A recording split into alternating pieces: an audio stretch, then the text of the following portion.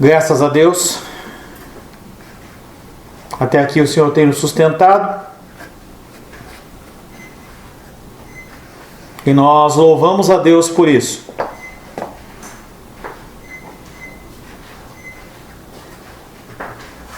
Grande privilégio de ter você comigo mais uma vez nesta Escola Bíblica Dominical. Mais uma vez nós queremos declarar a soberania de Deus sobre as nossas vidas, o cuidado e o amor de Deus, a nossa confiança nele, e pedir que mais uma vez Ele nos abençoe. Vai um pouquinho para trás, Luli, está dando reflexo na cadeira embaixo aí. Aí, cuidado com o tripé, está bem perto. Que o Senhor possa nos abençoar, nos dar mais uma vez o espírito de entendimento, para que nós possamos conhecer mais de Deus. No primeiro período vimos o tema da ira, algo que faz parte do nosso cotidiano, numa maior e numa menor medida. Agora nós vamos tratar sobre facções. Pode ser extremamente interessante para você, porque às vezes a gente lê Gálatas capítulo 5, 19 em diante, nós falamos de prostituição, nós entendemos ira, nós entendemos inveja, mas quando se fala de facções, o que é facções? Essa palavra, ela no grego, ela é chamada por eriteia. Facções, pelejas, discórdias, talvez fosse um nome mais fácil de você entender. Discórdias, discussões, bate-boca, barraco, rixas, rivalidade. A gente vê bastante rivalidade entre torcidas de futebol. Aqueles que se separam em partidos, esforço constante para conseguir o melhor para si próprio. Aí você já vê que, mais uma vez, o que o fruto da carne ele expressa de pecaminoso é o desejo de levar vantagem em alguma coisa, em ser beneficiado. Outras traduções da palavra: eriteia, contenção, discórdia, espírito de partidarismo. Abre lá Filipenses capítulo 1, verso 17.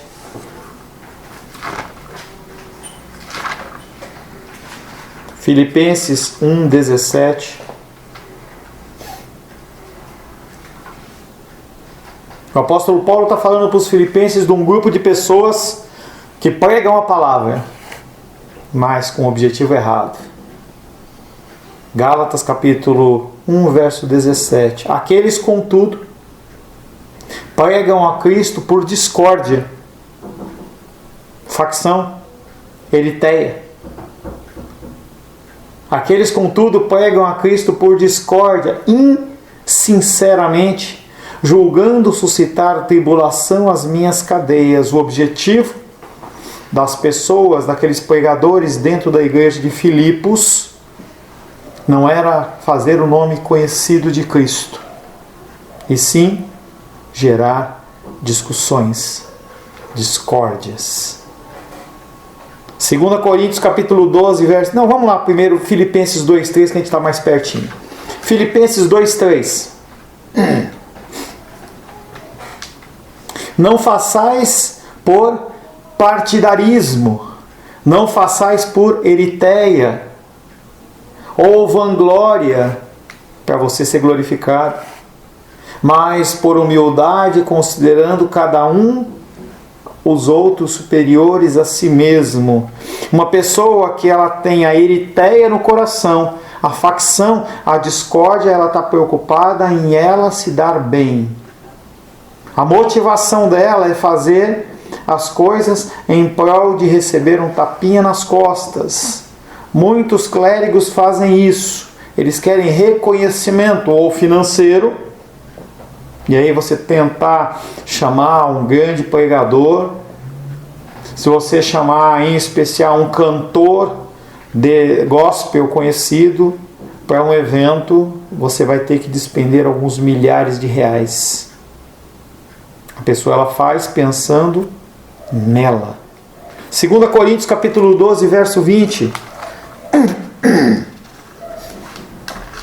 2 Coríntios capítulo 12, verso 20. Você vê que sempre a igreja de Corinto, ela sempre está nesse contexto. Porque da mesma maneira em que o fruto do Espírito aparecia em abundância lá, também os frutos da carne, eles eram patentes aos olhos. 2 Coríntios capítulo 12, verso 20, diz assim: Temo, pois, que indo ter convosco não vos encontre na forma em que vos quero, e que também vós me acheis diferente do que esperáveis, e que haja entre vós contendas, invejas, iras, porfias, detrações, e aí detrações e intrigas é a Eritreia, orgulho e tumultos. As numerosas e variadas traduções dessa palavra demonstram a incerteza do seu significado. No entanto, fica bem claro o que ela quer dizer de modo geral. Descreve uma atitude errada na realização de um serviço ou na detenção de um cargo. O que você faz naquele trabalho, naquela atividade, naquele cargo, naquela condição que você está colocado. Homens, que são sacerdotes do lar, o que eles fazem com isso? Mulheres, que são os auxiliares no lar, o que elas fazem com esta posição? As pessoas, elas jogam com as suas armas. A gente vê o poder em especial sedutor feminino, querendo conseguir coisas. A gente vê o homem agindo de astúcia para conseguir outras coisas. Eritreia descreve uma atitude errada na realização de um serviço e na detenção de um cargo. No grego secular, a palavra ela pode ter dois sentidos. Primeiro, um trabalhador diarista, ou você trabalhar por um contrato. A palavra eritreia ela pode ser usada nesse contexto sem o menor mau sentido. Você trabalha para você receber o provento. Dificilmente alguém vai trabalhar sem se preocupar em receber o seu salário no fim do período contratado. O problema é que se você trabalha apenas com o objetivo de receber um recurso, você está agindo com eritreia. Sim, você trabalha para receber o recurso, mas você não pode fazer isso apenas com esse objetivo. A palavra pode ser usada no contexto sem o menor mau sentido. Todas essas palavras simplesmente têm conexão com o trabalho em troca de pagamentos. Mas a distância entre trabalhar por pagamento e trabalhar somente por pagamento, ou trabalhar sem outros motivo do que ver quanto a pessoa pode ganhar, é complicado. E aí está o pecado. Você faz visando algo. Então eu sou o seu pastor com o objetivo de abençoar a sua vida. Mas se eu trabalho e olho para uma pessoa que não é, por exemplo, não é dizimista, de uma maneira diferente, eu estou agindo com eritreia. Porque a minha preocupação é com o fulano que dá um bom dízimo, que me sustenta. Então eu posso estar lá na minha refeição e lembrar daquela pessoa que me abençoa. Agora, aquela pessoa que não abençoa, que ainda tem o coração endurecido, ou que olha para a situação em que ela fala assim, não, eu não vou dar porque vai faltar. E eu olhar diferente para ela, eu estou olhando com eritreia. E é uma das maiores dificuldades dentro do serviço pastoral. Você não agir desta forma. Em você olhar para as pessoas como se fossem cifrãos. A distância entre trabalhar por pagamento e trabalhar somente por pagamento, ela não é muito grande. Mais uma vez, aquela linha tênue. E essa não tem como você escapar, como no outro caso. É uma linha tênue, em que você tem que vigiar o seu coração constantemente. A palavra, portanto, pode descrever a atitude do homem que não tem consideração pela prestação do serviço. Olha para o serviço e fala: você já viu pessoas, ou trabalhou com pessoas, que trabalham com a cara amarrada? Pessoas que fazem o serviço de uma forma forçada. Eu lembro quando eu trabalhava na Philips, as pessoas elas trabalhavam lá e elas chamavam o olerite, né, o demonstrativo de pagamento delas, de cebolitos, que quando a pessoa pegava já começava a chorar.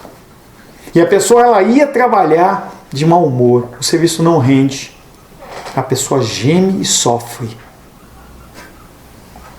A palavra, portanto, pode descrever a atitude do homem que não tem consideração pela prestação do serviço, nenhuma alegria no trabalho, e que se ocupa em qualquer trabalho visando o que pode ganhar com ele. Dentro dos filmes, dentro do secular, a gente vê, por exemplo, a figura dos mercenários. Pessoas que são contratadas para uma determinada causa. Ela não está preocupada se é para a libertação do escravo, ela não está preocupada se é para a libertação de alguma pessoa que está com uma dificuldade, ela está querendo receber o dela. Os filmes são recheados disso. Quanto que eu vou ganhar? Nas Escrituras nós vemos esse com frequência. As pessoas vão lá e compram o serviço dos soldados filisteus, egípcios, por tantas moedas de prata. A pessoa não está preocupada. O outro significado que é dado dentro de Eritéia é o significado de angariar votos ou intrigas eleitorais para um cargo mediante partidários contratados, por exemplo, a propina. Então, um sentido para essas facções é você movimentar para que você seja privilegiado também. Aristóteles, um grande filósofo grego, alista esta atividade como uma das práticas que levam, no fim das contas, às guerras e revoluções. Por trás disso há algo da mesma ideia que se liga ao primeiro significado da palavra. A ação política descrita acha-se na atividade de um homem cujo único motivo é se dar bem. De onde vêm as corrupções? Quando a gente pensa, por exemplo, na delação premiada, por que as pessoas entregam os seus parceiros de crime? É porque eles foram movidos de um sentimento de justiça. Eu quero ver se eu saio dessa com menos dano e prejuízo. Esse é o sentido da delação premiada.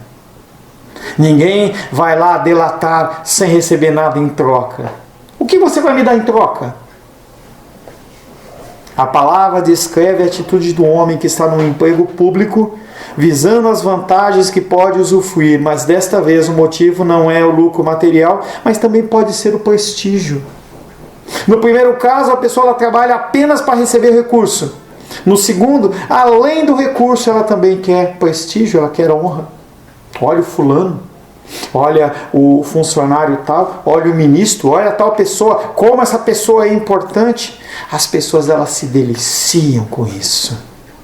Dentro do meio cristão que nós vivemos, as pessoas elas transbordam Eritéia. Não me trate por pastor, eu sou um reverendo. Não me trate por irmão. Isso é uma das grandes dificuldades do pastor quando inicia.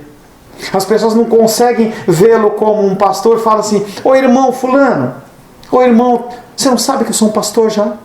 Eritéia. Paulo usa a palavra 4 vezes, nós já lemos, eu não vou reler. Romanos capítulo 2, verso 8. Fala daqueles que são dominados pela eritéia, pelas facções, pelas pelejas e que desobedecem à verdade. E contrasta-os com aqueles que, perseverando em fazer o bem, procuram glória, honra e incorruptibilidade. E fica bem claro que não se trata de glória e honra humanas. A palavra de Deus diz que se você tiver que procurar alguma glória, procure a glória de conhecer a Deus, de ser servo. João Batista é um exemplo para a gente, em que ele fala: importa que ele cresça e eu diminua. Alguém que era levado como o último dos profetas, como a pessoa mais importante, nascida de mulher. E os súditos dele, as pessoas que andavam com ele falavam assim: mas você não vai fazer nada? Ele está chamando mais atenção do que você. E ele fala: importa que ele cresça e eu diminua. Isso é a ausência de eritéia. 2 Coríntios capítulo 12, verso 20, também já lemos. O apóstolo Paulo a usa no tocante aos pecados que receia achar em Corinto, ligando ele com invejas, com iras, porfias, detrações, intrigas, orgulho e tumultos. Porque esses pecados eles saem amarrados um com o outro. Em Filipenses 1,17, o apóstolo Paulo usa no tocante àqueles em cuja proclamação do Evangelho o motivo principal é a concorrência com ele próprio. Aqueles cuja pregação visa mais frustrar do que glorificar a Deus. Como a gente vê hoje isso? Guerras de denominações. A minha denominação, o meu pastor, a minha igreja, sendo que Cristo é um só. Falado e pregado de maneiras diferentes, tendo necessidade de ser corrigida essa pregação em muitos aspectos, nas grandes e nas pequenas denominações, mas apenas um povo. Apenas um povo. Filipenses 2,3, o apóstolo Paulo conclama os filipenses a não fazerem nada com eritéia ou soberba, cada um considerando os outros a si mesmo. Como é que eu abandono a eritéia? Amar a Deus sobre todas as coisas e o próximo como a ti mesmo.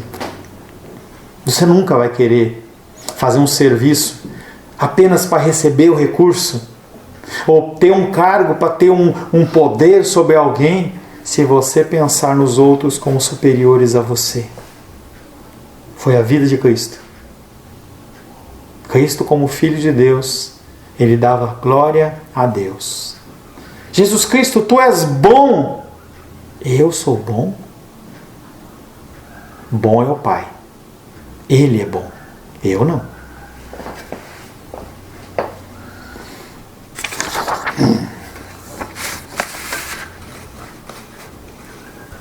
Como pensar na ausência dessa eritéia, separando Cristo dessa história? Cristo esvaziou-se da sua glória por amor aos homens. Esses usos são relevantes para fixar o significado que Paulo atribui à palavra.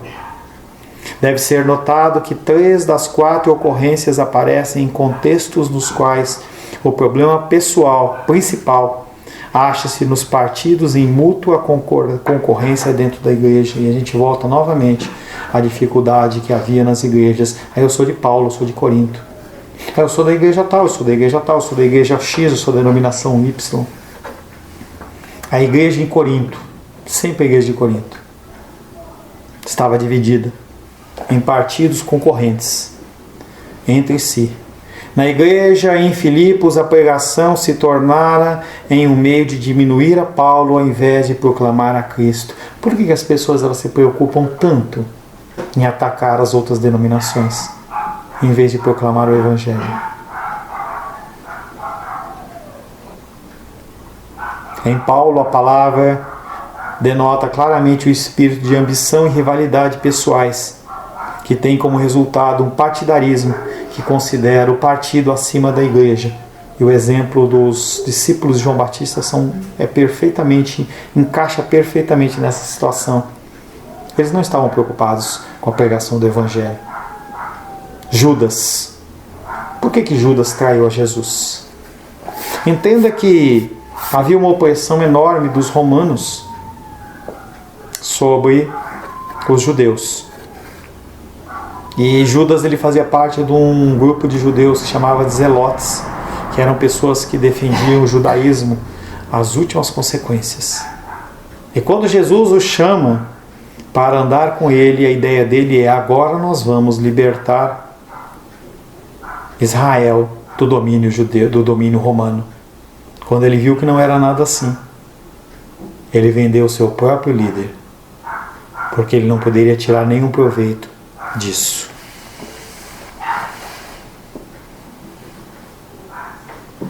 Em Paulo, a palavra denota claramente o espírito de ambição e rivalidade. Semelhante motivação já seria bastante ruim no mundo, mas também uma tragédia na igreja. Há aqueles cuja obra na igreja visa exaltar sua própria proeminência e importância, e que ficam amargamente decepcionados quando não recebem a posição e as honrarias que acreditam ter merecido. As pessoas elas se sentem mal quando não são reconhecidas como líderes religiosos. Você sabe com quem você está falando? Às vezes a gente sentava para conversar e a Naldinha ela contava das histórias lá da igreja onde ela congregava, e ela falava que ela era filha o papai dela era um grande líder dentro da denominação que ela congregava. E aí as pessoas elas chegavam de outras regiões, e aí quando vinham aquela menina lá quietinha, eu quero ser servido antes, eu quero ir num lugar bom, e ela falava, não, você sabe com quem você está falando? E aí ela falava assim, eu sei. E você sabe com quem você está falando?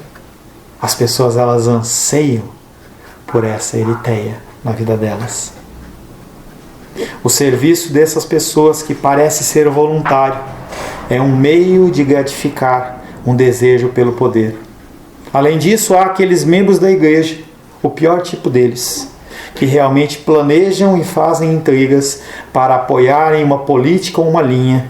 E é bem possível que estejam mais interessados em obter o triunfo da sua política do que o bem-estar geral da igreja. Na minha caminhada cristã, eu já vi pessoas como essa. Como é triste. As pessoas elas estabelecem uma ligação muito grande com os pastores, porque os pastores eles estão em momentos de dor, em momentos de grande alegria, em batizados, em funerais. E aí quando o pastor ele percebe que ele tem esse tipo de domínio muitas vezes, ou algumas vezes, ele usa esses recursos para se fazer blindado e fazer o que ele quer.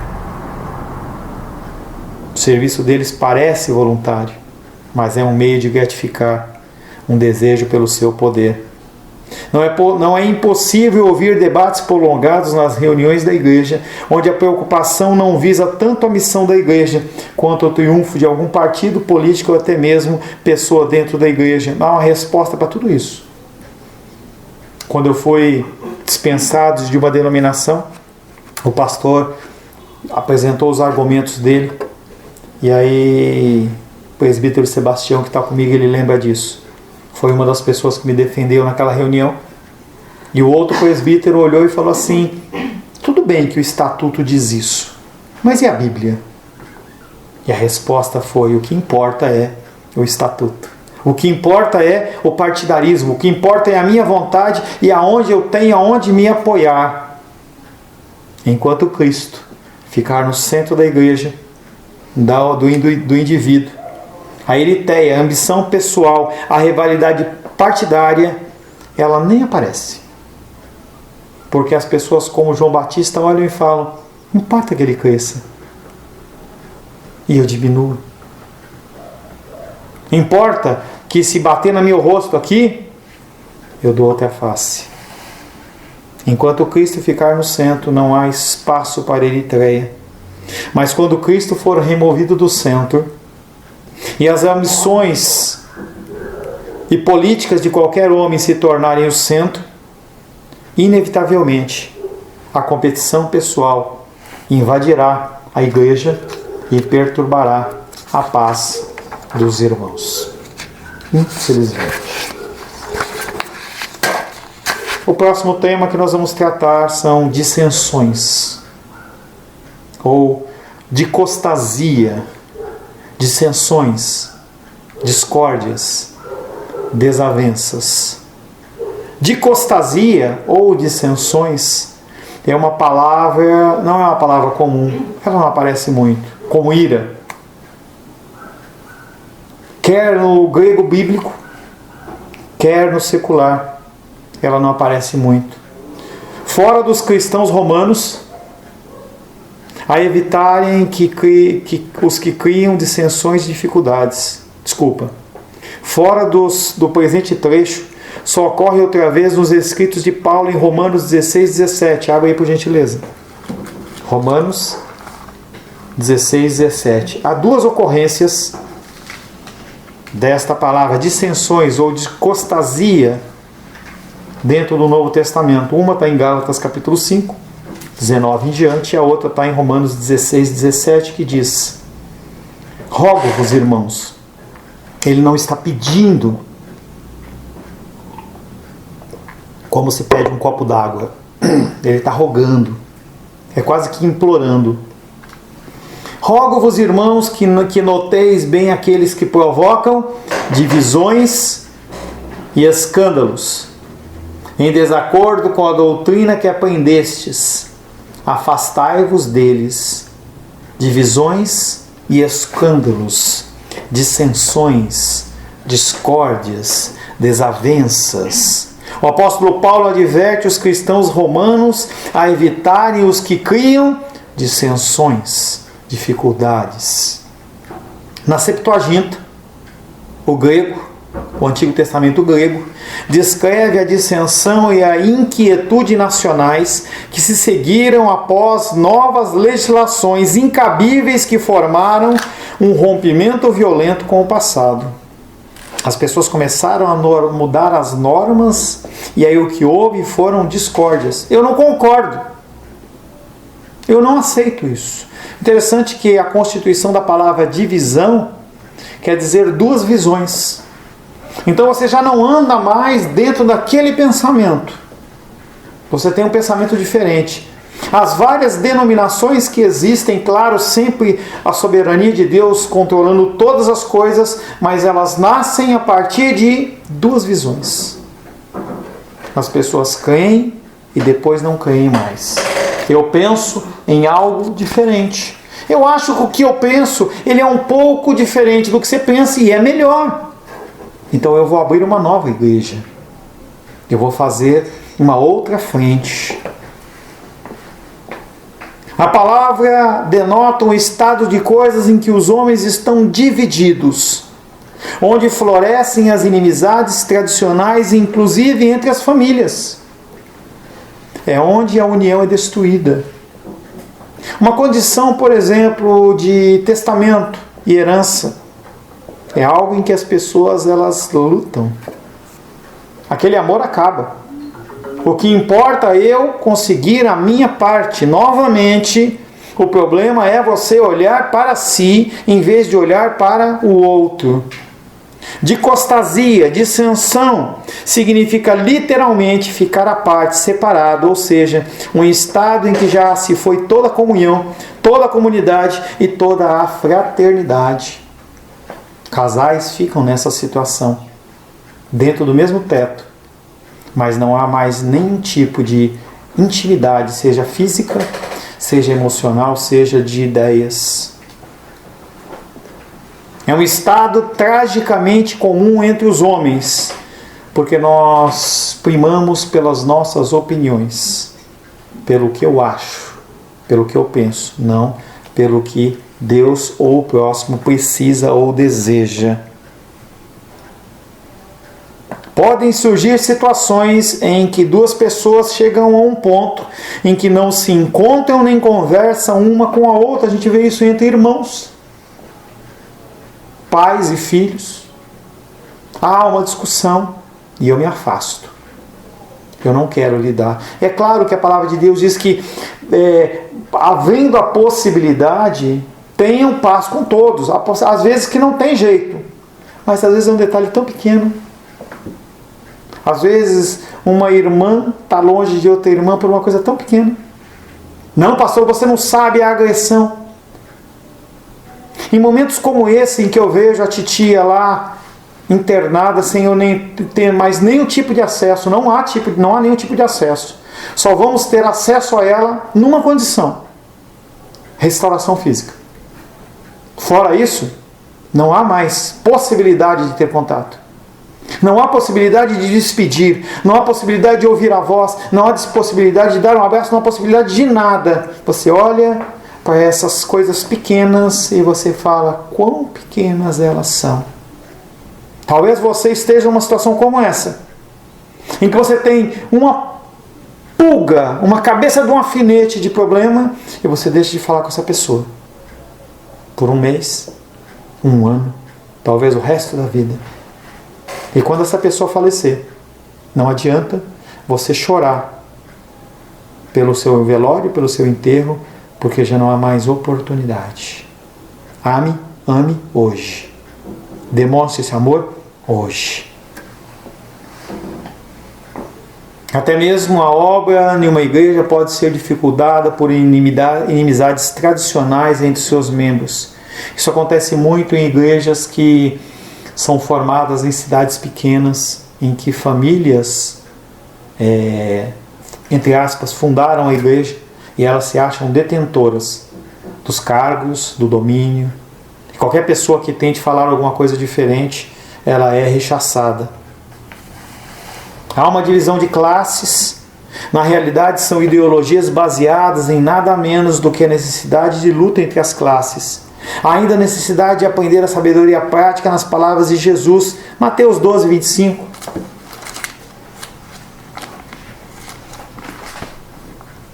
Mateus 12, 25.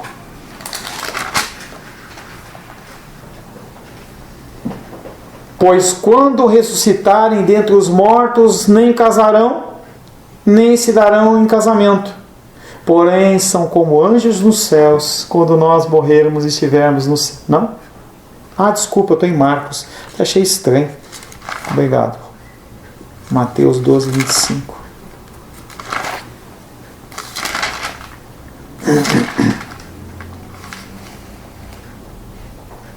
Jesus, porém, reconhecendo-lhes os pensamentos, disse: todo reino dividido contra si mesmo ficará deserto, e toda cidade ou casa dividida contra si mesmo não subsistirá.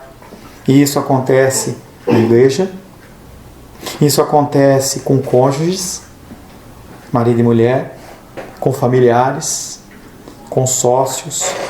Unidos nós ficamos de pé, divididos nós caímos. É isso que Jesus está falando. Essa é a verdade que nunca perde a sua atualidade. Nos grandes dias de Roma, onde ninguém estava a favor de um partido, Roma cresceu, conquistou um mundo conhecido daquela época. Começou a ter divisões, acabou Roma.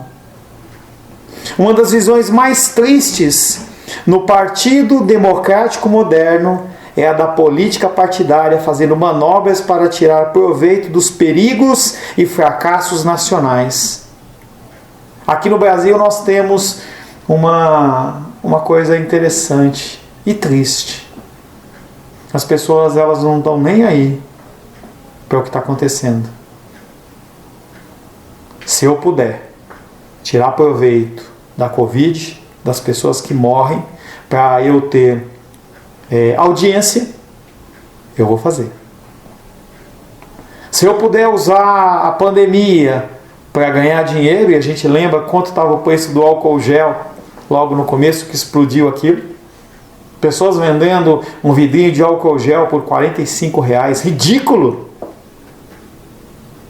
As pessoas, elas não estão nem aí para o próximo. Uma das visões mais tristes é que as pessoas, elas buscam mais uma vez apenas o seu bem-estar, independente de quantas pessoas morram. Ontem eu estava vendo um pedacinho de um filme que eu já tinha assistido, da Mulher Maravilha, e aí um general fala assim: não importa que morram aqueles não. E aí ela falou assim: como não importa? São vidas. Em outro filme que eu vi, mais antigamente, a pessoa fala assim: deixa morrer, são só 1000 soldados. É mais importante um coronel ou um general do que 1000 soldados. Você entende? A ação da dicostasia, das dissensões e das discórdias. Há poucas palavras que são uma maior negação da ética cristã do que, por exemplo, o apartheid. Algo que acontecia lá na África do Sul. em que em torno de 80% da população daquele país era uma população negra e 20% que detinha as finanças nas mãos, eles tratavam aqueles homens e mulheres com mão de ferro. Racismo, ódio pelo outro. Isso não é algo relegado ao mundo ao mundo cristão ou ao mundo secular. A gente vê os cristãos sendo perseguidos. Se você pesquisar um pouco, você vai ver que, por exemplo, algumas religiões que se primam por estar com vestes e cortam o cabelo e se colocam numa posição de super zen, são as pessoas que são mais violentas contra os cristãos dentro das regiões da Ásia. Vai para um país desse, carregando uma Bíblia. Acaba o zen. Acaba toda aquela paz interior. Não há outro âmbito de pensamento mais disposto a rotular as pessoas do que a teologia. E essas dissensões e discussões, teologias, eu acredito que tem a predestinação. Não, eu acredito que eu que escolho ter o livre-arbítrio, ponto. Não é mais irmão. Tem denominações que dizem, você não é meu irmão, você é meu primo. Não há outro âmbito de pensamento mais disposto a rotular as pessoas do que a teologia, que considera como herege o homem que está usando a etiqueta errada. Se eu não usar a roupa adequada, se eu não tiver com o cabelo adequado, se eu não falar graça e paz e falar paz do Senhor, esse cara é estranho. Se eu, em vez de falar graça e paz ou paz do Senhor, falar shalom, esse cara não é bíblico. Ele não conhece que nós temos que saudar os outros com shalom. Divisões tão bobas. Você entende? Eu espero que você entenda, espero eu também entender, que no dia do Senhor isso não vai valer nada. Nada. O fogo da purificação do Senhor, ele vai passar sobre as nossas vidas e todas essas vestimentas, formas de falar e todas essas coisas vão cair por terra e vai ficar apenas à vontade do Senhor. E tanto eu como você, se Deus assim o permitir, porque está nas mãos dele, nós vamos ficar extremamente envergonhados. Como nós perdemos tempo com besteiras. É bem possível que o maior problema que a igreja enfrenta no tempo presente não seja a ação do diabo, seja o problema da falta de união. É bem possível que a desunião não seja apenas o maior problema da igreja, mas também o maior pecado da igreja, falta de união. Aqui está um desafio e uma exortação, não tanto para criticar os outros, mas para examinar a nós mesmos. Hoje é dia de Santa Ceia, e quando nós estivermos com o pão e o suco de uva nas mãos, se Deus assim o permitir, eu vou falar dentro da leitura de 1 Coríntios 11, 23 em diante, que nós temos que nos examinar a nós mesmos e então comer do pão. É isso aí. Nada é mais fácil do que confundir preconceitos com princípios. Não, essa minha ação não é um preconceito, é um princípio que eu tenho na minha vida. Tenha para a sua vida, não para os outros. O problema é que você quer expandir esse princípio, que para você é uma verdade, para os outros. O problema também é que você e eu confundimos teimosia irracional com algo que é uma base firme na sua vida, na minha vida. É perfeitamente verídico que o cristão, frequentemente, tem de tomar uma posição sozinho, que sustenta, separam-no da comunidade da qual faz parte. Paulo passou muito por isso. Opa, isso está errado. Eu não comungo com isso. Talvez tenha razão, mas é uma grave responsabilidade ser causa de divisão em qualquer igreja ou comunidade. Quando eu fui saído da igreja onde eu congregava, um grande temor meu era, porque as pessoas, algumas vieram para mim e falaram assim, derruba, toma o lugar. Eu lembro que um pastor amigo meu, pastor Jocílio, ele falava assim, não entra nessa não, não é abençoado não. Antes de separar dos outros, o homem deve lembrar-se das palavras que um cristão do século dirigia aos escoceses intransigentes.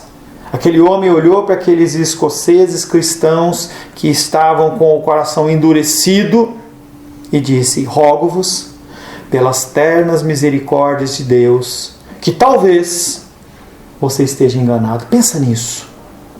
Quando você se colocar numa posição de dureza, de firmeza, daqui eu não saio, daqui ninguém me tira, deixa entrar no seu coração.